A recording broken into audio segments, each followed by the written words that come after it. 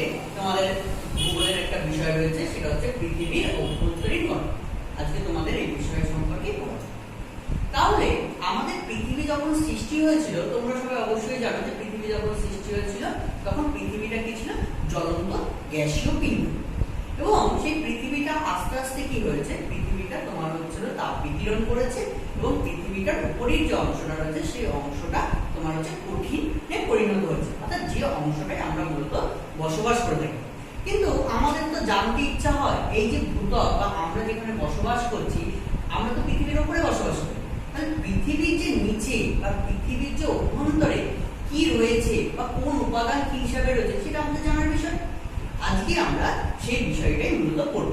ঠিক আছে?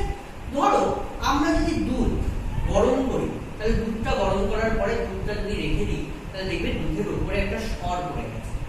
এবং সেই পৃথিবীটাও যখন জ্বলন্ত গ্যাসীয় পিণ্ড ছিল, তার উপরেরটা ওই স্বরের মতো শক্ত হয়ে গেছে, কিন্তু ভেতরের অংশটা এখনো গরম রয়েছে। আমরা দেখো, তোমরা যেখানে বা আমরা যেখানে বসবাস করি সেটা মূলত কি একদম পৃথিবীর উপরি অংশ। এই পৃথিবীর উপরি অংশে মূলত কি করি? আমরা বসবাস করে থাকি। এই যে পৃথিবীর উপরি অংশে আমরা বসবাস করি, এই উপরের অংশটাকে বলা হচ্ছে এক কথায় কি ভূত্বক। এবং এই ভূত্বক এই মাটির তলায় কতটা বিস্তৃত? বেশি না, গড়ে প্রায় 60 থেকে 70 কিলোমিটার আমরা গভীর পর্যন্ত একটা শক্ত স্তর রয়েছে, সেটাকেই বলা হচ্ছে কি ভূত্বক। এবং এই ভূত্বকটা মূলত দুটো ভাগে বিভক্ত, একটা হচ্ছে মহাদেশীয়,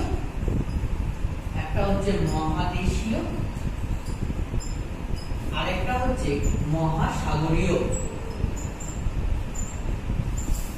তাহলে মহাদেশীয় আর মহাসাগরীয় কি? দেখো, এই ভূত্বকেরই দুটো অংশ, একটা মহাদেশীয় একটা মহাসাগরীয়। মহাদেশীয় ভূত্বক কাকে বলে? যে ভূত্বক অর্থাৎ মহাদেশ নিয়ে গঠিত তাকে মহাদেশীয় বলবে, আর যে ভূত্বকটা মহাসাগর নিয়ে গঠিত সেটা মহাসাগরীয় ভূত্বক। এই মহাদেশীয় ভূত্বকটা মূলত গ্রানাইট শিলা দ্বারা গঠিত। কি শিলা? না, গ্রানাইট। এবং এই মহাসাগরীয়টা এটা ব্যাসল্ট শিলা দ্বারা গঠিত। এবং এই গ্রানাইট শিলা এর মধ্যে তোমার দুটো উপাদান রয়েছে, একটা হচ্ছে সিলিকন, যেটাকে আমরা সংক্ষেপে বলে থাকি এসআই, আর একটা হচ্ছে অ্যালুমিনিয়াম, যেটাকে আমরা সংক্ষেপে বলে থাকি এএল। ঠিক আছে? তাহলে এই মহাদেশীয় ভূত্বক যেহেতু এই সিলিকন আর অ্যালুমিনিয়াম নিয়ে গঠিত, তাই এই স্তরের নাম হচ্ছে শিয়াল। পরীক্ষায় আসে মহাদেশীয় ভূত্বকের অপর নাম, তখন তোমাকে বলতে হবে শিয়াল। কেন শিয়াল বলা হয়? কারণ সিলিকন আর অ্যালুমিনিয়াম নিয়ে গঠিত, তাই সিলিকনের এসআই আর অ্যালুমিনিয়ামের এএল নিয়ে গঠিত শিয়াল। মনে রাখবে কি করে? মহাশিয়াল, তোমরা জানো শিয়াল বলে একটা প্রাণী আছে যারা কোথায় সাগরে ঘুরে বেড়ায় না মহাদেশে ঘুরে বেড়ায়? নিশ্চয়ই মহাদেশে। তাই এই মহাদেশীয় তোমার যে ভূত্বকের অপর নাম কি? এবার আছে আমরা মহাসাগরীয়। দেখো, এটা বলেছি ব্যাসল্ট শিলা দ্বারা গঠিত এবং এর মধ্যে দুটো উপাদান রয়েছে, একটা কি? একটা হচ্ছে সিলিকন, আর একটা কি? সিলিকনের আমরা জানি এসআই, আর একটা হচ্ছে ম্যাগনেসিয়াম, যেটাকে আমরা বলে থাকি Ma। তাহলে এর তাহলে অপর নাম কি হবে? সীমা, SiMa। কেন? কারণ সিলিকনের SI আর ম্যাগনেসিয়ামের Ma, এই দুটো নিয়ে তৈরি হচ্ছে কি তোমার হচ্ছে মহাসাগরীয় ভূত্বক। তাহলে কতটা গভীর? দেখো, মহাদেশীয় ভূত্বকটা মূলত তোমার একদম উপর থেকে মূলত 30 থেকে 40 কিলোমিটার পর্যন্ত বিস্তৃত, ভূত্বক থেকে বা একদম উপরের স্তর থেকে মাটির নিচের দিকে। আর মহাসাগরীয় ভূত্বকটা একটু খুব পাতলা স্তর, এটা মূলত 10 কিলোমিটার পর্যন্ত বিস্তৃত। ঠিক আছে? এবার ঘনত্বে আসে, অর্থাৎ আমাদের এই পৃথিবীর আমরা যত গভীরের দিকে যেতে যাব তত উপাদানের জন্য প্রত্যেকটার স্তরের ঘনত্ব আলাদা আলাদা। এই ভূত্বকের ঘনত্ব মূলত 2.65 থেকে মূলত 3.00 এত ঘন সেন্টিমিটার কিউব। ঠিক আছে, তাহলে এই মহাদেশীয় ভূত্বকটা একটু হালকা বা পাতলা বা ঘনত্বটা কম, কত না 2.65 থেকে 2.90 ঘন সেন্টিমিটার কিউব। এবং এই মহাসাগরীয় ভূত্বকটা একটু তোমার হচ্ছে ঘন, এটা মূলত কত 2.90 থেকে তোমার হচ্ছে 3.00 এত ঘন সেন্টিমিটার কিউব। ক্লিয়ার? এবার এই দুটো দেখো, এই ঘনত্বের এই ডিফারেন্সের জন্য এই দুটো স্তর যেহেতু আলাদা করা হয়েছে, তা এর মাঝখান থেকে একটা সীমারেখা আছে। অর্থাৎ যদি আমি এটাকে পুরোটাকে দিয়ে মুছে দিই, তাহলে দেখো, তাহলে কি বললাম, প্রথমে পেলাম ভূত্বক, সেই ভূত্বকের একটা স্তর হচ্ছে মহাসাগর। তাহলে আমি যদি ধরে নিই এখানে যদি দেখা গেল পাহাড় বা পর্বত এরকম টাইপের যদি আমাদের শক্ত মহাদেশ নিয়ে গঠিত, সেটা তাহলে কি শিয়ার। আর তার নিচে যে একটা স্তর রয়েছে যেটা মহাসাগর নিয়ে তৈরি, সেটা কি নাম, কি তার নাম সীমা। তাহলে এদের যে মাঝখানে যে স্তরটা, অর্থাৎ যেটা এই স্তর আর এই স্তরের মাঝখানে পার্থক্য করেছে, তার নাম কি, তার নাম হচ্ছে কনোরাডো বিযুক্তি রেখা। কনোরাডো বিযুক্তি রেখা কোন দুটি স্তরকে পৃথক করেছে না, শিয়াল আর সীমা, বা মহাসাগরীয় ভূত্বক এবং মহাদেশীয় ভূত্বক। পরীক্ষায় আসে শর্ট কোশ্চেন যে শিয়াল এবং সীমার মাঝখানে কোন বিযুক্তি রেখা আছে, তখন তোমাকে বলতে হবে কনোরাডো বিযুক্তি রেখা। ঠিক আছে, চলো এবার এই ভূত্বকের পরে, অর্থাৎ ভূত্বকটা আমরা যখন বলেছিলাম তখন বলেছিলাম এই ভূত্বকটা মূলত তোমার হচ্ছে হলো 60 থেকে 70 কিলোমিটার প্রায়। এরপর থেকে মূলত এরকম মাটির নিচে আস্তে আস্তে যদি আমরা প্রবেশ করতে থাকি, তাহলে এর পরে যে স্তরটা রয়েছে তার নাম হচ্ছে গুরুমণ্ডল। গুরুমণ্ডল কত কিলোমিটার পর্যন্ত না, এই এখানে প্রায় 2900 কিলোমিটার পর্যন্ত মাটির গভীরে তোমার বিস্তৃত, সেটা হচ্ছে গুরুমণ্ডল। এবং এই গুরুমণ্ডল তোমাকে আবার আমরা যদি আবার দুটো ভাগে ভাগ করা যায়, দুটো ভাগ, একটা হচ্ছে বহির্গুরুমণ্ডল, বহির্গুরুমণ্ডল, আর একটা হচ্ছে অন্তর্গুরুমণ্ডল।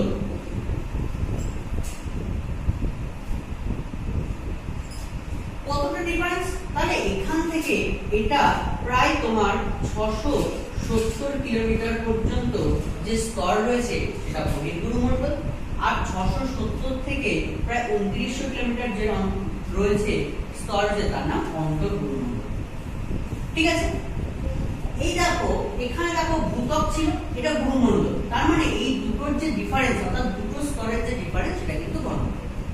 এবং এইখানে দেখো এই ভূত্বকটা, এই শিয়াল সীমা এত পর্যন্ত কি আমার ভূত্বক, তারপরে কি গুরুমণ্ডল, মাঝখানে যে এই যে সীমারেখাটা রয়েছে, এই সীমারেখাটারও একটা নাম আছে। কি নাম, এটার নাম হচ্ছে মোহ বিযুক্তি রেখা। মোহ বিযুক্তি রেখা যদি পরীক্ষায় আসে যে ভূত্বক আর গুরুমণ্ডলের মাঝখানে কোন বিযুক্তি রেখা রয়েছে, তাহলে আমাকে বলতে হবে মোহ বিযুক্তি রেখা। ঠিক আছে, তাহলে এই বহির্গুরুমণ্ডল এই স্তরটায় তো মূলত কি রয়েছে, তোমরা যেটাকে বলো এক কথা হচ্ছে হলো অ্যাস্ট্রোস্ফিয়ার। অ্যাস্ট্রোস্ফিয়ার মানে কি, অ্যাস্ট্রোস্ফিয়ার মানে আমরা জানি কি, যেটা ম্যাগমার স্তর, অর্থাৎ যে স্তরে মূলত আমাদের যে ভূত্বকগুলো ভাসমান অবস্থায় রয়েছে, অর্থাৎ যেগুলো চললে তোমার হচ্ছে ভূমিকম্প বা পর্বত ভূমিকম্প যখন সৃষ্টি হয় তোমরা সেগুলো পড়ে জানছেন। তাহলে এটা হচ্ছে, আর এখানকার ঘনত্ব কত, এই বহির্গুরুমণ্ডলের ঘনত্ব মূলত 3.00 থেকে 4.75 ঘন সেন্টিমিটার কিউব এর ঘনত্ব। আর অন্তর্গুরুমণ্ডলের ঘনত্ব কত, অন্তর্গুরুমণ্ডলের ঘনত্ব 4.75 থেকে মূলত 5 ঘন সেন্টিমিটার কিউব। ঠিক আছে, এই বহির্গুরুমণ্ডল কি কি নিয়ে গঠিত, দেখো এই বহির্গুরুমণ্ডলকে বলা হয় প্রোফেসিমা, CRO, প্রোফেসিমা মানে কি, দেখো প্রত্যেকটার একটা করে নাম আছে। প্রোটেক্রোমিয়া, এফে ফেরাস লোহা, সিলিকন আর ম্যাগনেসিয়াম। ঠিক আছে, তাহলে দেখো এখানে লিখে দিচ্ছি, দেখো CrO এটা হচ্ছে কি ক্রোমিয়াম, তারপরে কি Fe মানে হচ্ছে লোহা, তারপরে কি আছে Si মানে কি সিলিকন, আর Ma মানে কি ম্যাগনেসিয়াম।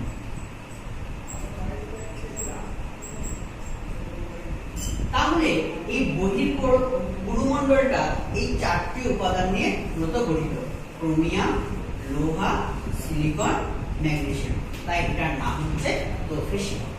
ঠিক আছে, অন্তর্গুরুমণ্ডল সবকিছু নিয়ে তৈরি, শুধু এখানে ক্রোমিয়ামটা থাকে না, অর্থাৎ এখানে থাকে তোমার যে নিফেসিমা,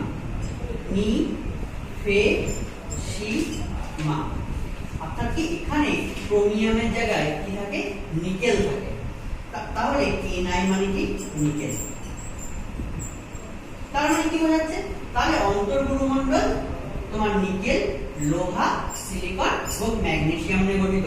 এই জন্য এই স্তরটাকে বলা হয় নিফেসিমা আর এই স্তরটাকে বলা হয় প্রোফেশিমা। ক্লিয়ার?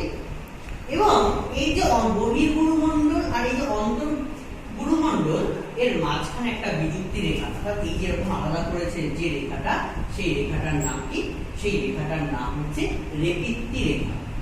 রেপিত্তি রেখা, বোঝা গেল সেটা? এবার এই গুরুমণ্ডলের নিচে আরো একটা স্তর রয়েছে, সেটার নাম হচ্ছে কি কেন্দ্রমণ্ডল। দেখো মুছে দিচ্ছি একটু, তাহলে একটু বুঝতে সুবিধা হবে। ঠিক এর নিচে আরো একটা স্তর রয়েছে, যেটা একদম শেষ স্তর, অর্থাৎ যার নাম হচ্ছে কি তোমার হচ্ছে কেন্দ্রমণ্ডল, যেটা একদম পৃথিবীর এই বিন্দুটা মানে হচ্ছে একদম পৃথিবীর কেন্দ্র। তাহলে কত পর্যন্ত পৃথিবীর কেন্দ্র? না 6371 কিলোমিটার। ঠিক আছে, একদম ভূত্বক থেকে। এবং এটাকেও আবার কি করছে, আমরা দুটো ভাগে ভাগ করছি, একটার নাম হচ্ছে বহির্কেন্দ্রমণ্ডল, আর একটার নাম হচ্ছে অন্তর্কেন্দ্রমণ্ডল।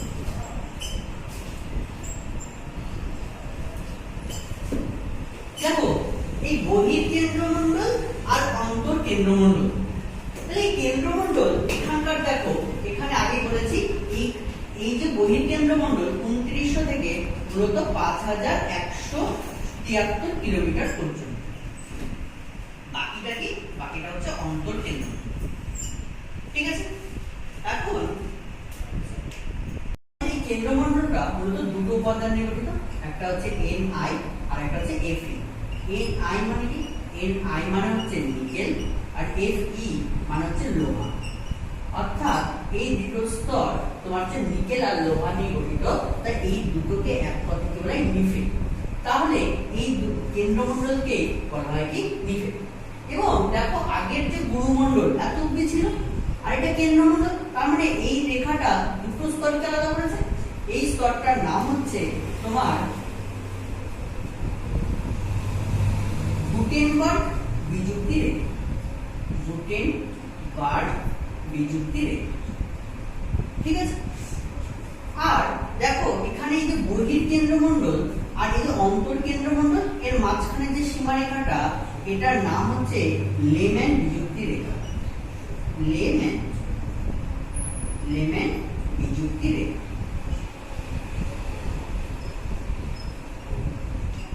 ঠিক আছে, এবং এই যে কেন্দ্রমণ্ডল, বহির্কেন্দ্রমণ্ডল এর ঘনত্ব কত?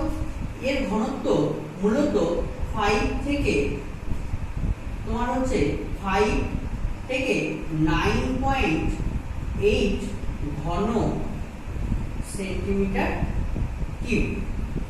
এবং এই অন্তর্কেন্দ্রমণ্ডলের ঘনত্ব হচ্ছে 9.8 ঘন পার সেন্টিমিটার কিউব থেকে মূলত 13। ঠিক আছে, এবং এখানকার উষ্ণতা প্রায় এই অন্তর্কেন্দ্রমণ্ডল বা কেন্দ্রমণ্ডল স্তরের উষ্ণতা প্রায় 6000 ডিগ্রি সেলসিয়াস। বোঝা গেল? এটাই হচ্ছে আমাদের পৃথিবীর অভ্যন্তরীণ গঠনের একটা চিত্র। তাহলে তোমরা কি বুঝতে পারলে? প্রথমে রয়েছে ভূত্বক, তার মধ্যে দুটো স্তর, একটা শিয়াল একটা সীমা, যে শিয়াল এবং সীমার মাঝখানে কোন রেখা আছে? কলোরাডো বিযুক্তি রেখা। এই ভূত্বকের পরে আছে গুরুমণ্ডল, তার গুরুমণ্ডলের মধ্যে আবার দুটো ভাগ, একটা বহির্গুরুমণ্ডল, একটা অন্তর্গুরুমণ্ডল। বহির্গুরুমণ্ডলের মধ্যে আছে প্রোফেসিমা বা ক্রোমিয়াম, লোহা, সিলিকন, ম্যাগনেসিয়াম। অন্তর্গুরুমণ্ডলের মধ্যে রয়েছে কি? নিকেল, লোহা, সিলিকন, ম্যাগনেসিয়াম। এবং এদের মাঝখানে যে রেখা তার নাম হচ্ছে লেপিত্তি রেখা। এবং সবার শেষে রয়েছে তোমার কি? কেন্দ্রমণ্ডল, যার মাঝখানে এই গুরুমণ্ডল আর কেন্দ্রমণ্ডলের মাঝখানে আছে গুটেনবার্গ বিযুক্তি রেখা। এই কেন্দ্রমণ্ডলের আবার দুটো ভাগ, একটা বহির্কেন্দ্রমণ্ডল আর একটা অন্তর্কেন্দ্রমণ্ডল। এবং এর মাঝখানে যে বিযুক্তি রেখাটা আছে সেটা হচ্ছে লিহম্যান বিযুক্তি। আশা করি বুঝতে পেরেছো।